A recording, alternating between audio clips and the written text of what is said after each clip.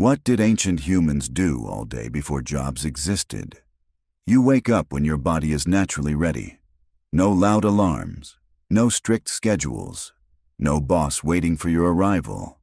You sit up, stretch, and ask yourself a simple question: what should I do today? For 99% of human history, this was not a dream. This was every single morning for nearly 300,000 years. And the answer to that question looked nothing like the lives we live right now. Modern humans spend about 90,000 hours of their lives working. That means roughly 1/3 of your awake existence is dedicated to a career.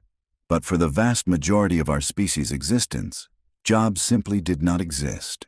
There was no employment, no weekly wages, no performance reviews, and no corporate ladder to climb. So, what did ancient humans actually do all day? To answer that, we have to look at modern science. In 1963, an anthropologist named Richard Lee conducted a study that completely shattered how we understand prehistoric life. He tracked the daily routine of the Dobju/Hoansi people in southern Africa, one of the few remaining groups living a traditional lifestyle. What he discovered shocked the academic world. The adults spent only about 2.5 days per week gathering food. That was roughly 17 hours of physical labor a week. The rest of the time, they did whatever they wanted.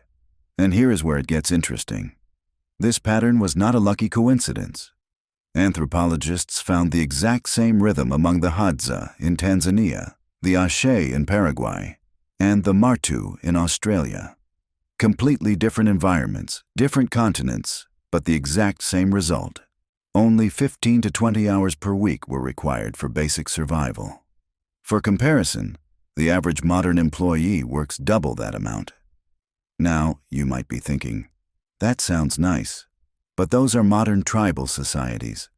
How do we know ancient humans lived the same way thousands of years ago? The answer is written directly inside our bones. When archaeologists compare the skeletons of ancient hunter-gatherers to early farmers, the difference is night and day. Skeletons from early farming communities were noticeably shorter. Their teeth were full of cavities from grain-heavy diets, and their spines showed severe joint damage from repetitive physical labor. Most importantly, early farmers died much younger. Ancient hunter-gatherer skeletons tell a completely different story. They were taller, stronger, had healthier teeth, and suffered far less joint damage. They were not struggling every second just to stay alive. In fact, their bodies prove they were doing far less repetitive labor than the generations that came after them. To understand why this happened, we have to look at what ancient humans left behind in the dark. In 1994, explorers stepped inside Chauvet Cave in southern France and found something that should not exist if daily life was a constant fight for survival. Deep inside, the dark cave walls were breathtaking paintings created roughly 30,000 years ago. Lions, horses, and rhinoceroses were drawn with incredible movement, shading, and visual depth. These were not quick stick figures. This was sophisticated art that required immense patience, high artistic skill, and above all, time. Someone spent hours, perhaps days, deep inside a dark cave by flickering firelight, painting animals on stone walls. Not for food, not for shelter, but for beauty, meaning, and self-expression. And it was not just cave walls. In South Africa, archaeologists discovered 100,000-year-old shell beads. Tiny, precise holes were drilled into seashells so they could be strung together as decorative jewelry. But here is the bizarre detail. The nearest ocean coastline was 20 kilometers away. Someone walked a 40-kilometer round trip through dangerous territory just to collect shiny shells, then spent dozens of hours carefully drilling them with stone tools, just to look stylish. In Germany, researchers uncovered a 40,000-year-old flute meticulously carved from a vulture bone. It had 5 finger holes, precisely spaced to produce distinct musical pitches. Whoever carved this flute understood musical scales. They spent days perfecting an instrument not for hunting animals or defending their camp, but simply to make music around a campfire. These artifacts prove something profound. When ancient humans were not gathering food, they were not resting out of total exhaustion. They were creating, decorating, and playing, So, what did a standard daily schedule look like 30,000 years ago? Picture yourself waking up at dawn. The campfire from last night is still smoking softly. Someone adds fresh wood to the embers. Breakfast is informal and social. You eat leftover meat from yesterday, accompanied by wild nuts or sweet berries gathered the day before. People talk casually, making loose plans for the morning. Not because of a strict schedule, but because humans naturally like to collaborate. Around mid-morning, a small group might head out to collect plants or track animals. But here was the twist. You did not go every day. If a large animal was successfully hunted 2 days ago, you might stay in camp all morning. You might sit in the shade sharpening a stone spearhead, weaving a sturdy basket, or scraping animal hide to make comfortable clothing. This was not work in our modern sense. There were no supervisors watching, no clocks ticking on the wall. You crafted items well because competence earned respect, and making useful things brought genuine pride. When a hunt did happen, it was nothing like the dramatic, fast-paced scenes shown in action movies. Humans were persistence hunters. Ancient hunters did not outrun animals through raw speed. They tracked them at a slow, steady jog for hours, until the animal collapsed from heat stroke. Humans are the only mammals on Earth that can run long distances in hot weather because we cool down through sweat. Most animals cannot sweat effectively while sprinting, so they eventually overheat. Ancient humans simply outlasted them. A successful hunt might take 4 to 6 hours, including the journey home. Once the food was brought back and shared among the group, the productive work for the day was completely finished. What happened next is what modern people find hardest to comprehend. By early afternoon, the entire camp slowed down.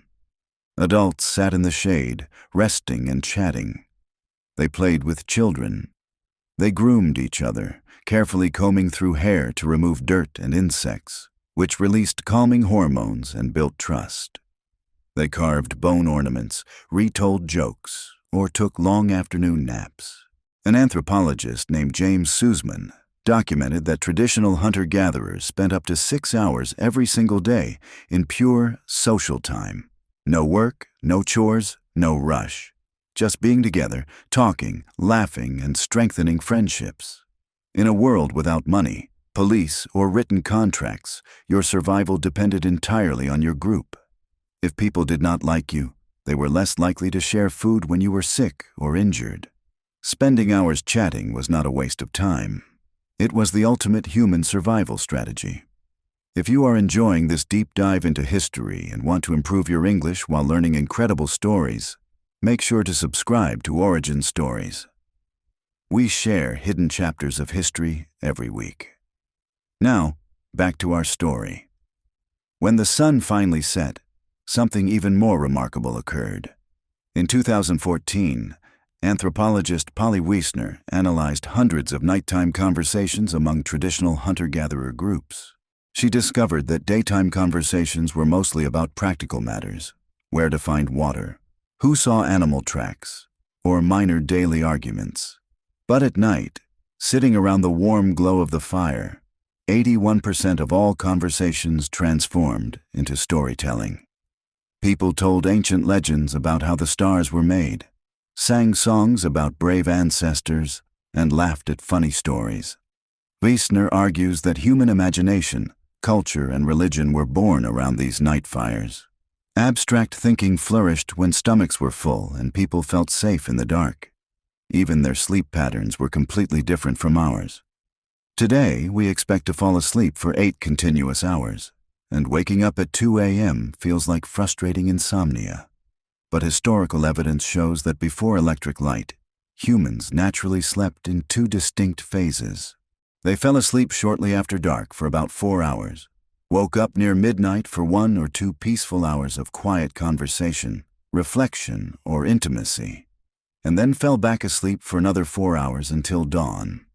It sounded like a perfect, sustainable way of life. It was, until an innocent discovery changed everything.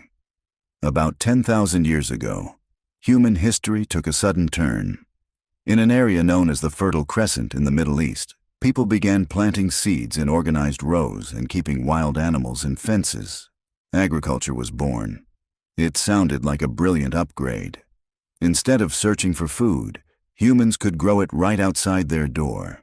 Instead, it became one of history's greatest traps. Farming allowed communities to produce more calories per acre, which meant human populations quickly exploded. But a larger population meant you needed even more food, which forced people to clear more land and farm even harder.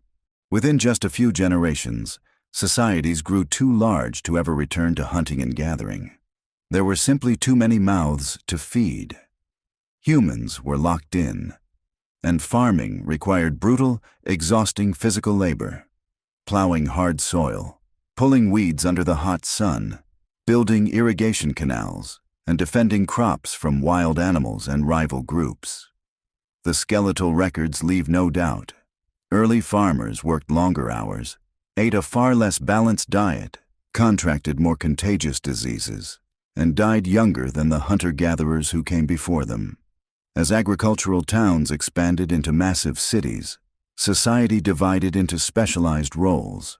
Blacksmiths made tools, soldiers guarded borders, priests managed temples, and tax collectors tracked harvests.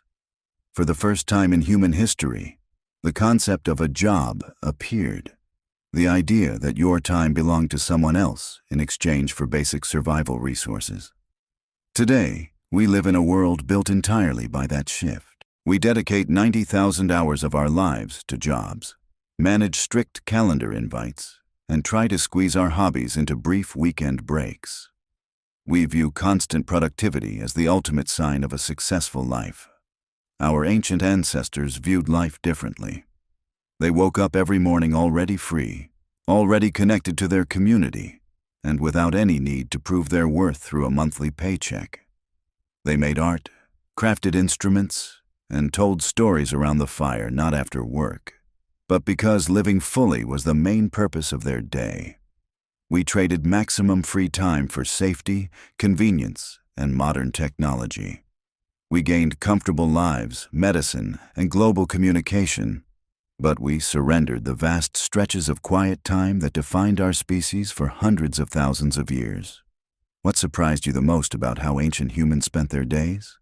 Let me know in the comments below, and check out another hidden chapter of history on our channel.